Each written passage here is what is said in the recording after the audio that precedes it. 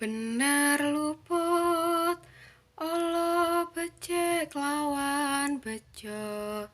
cilaka mapan saking ing diri priyangga,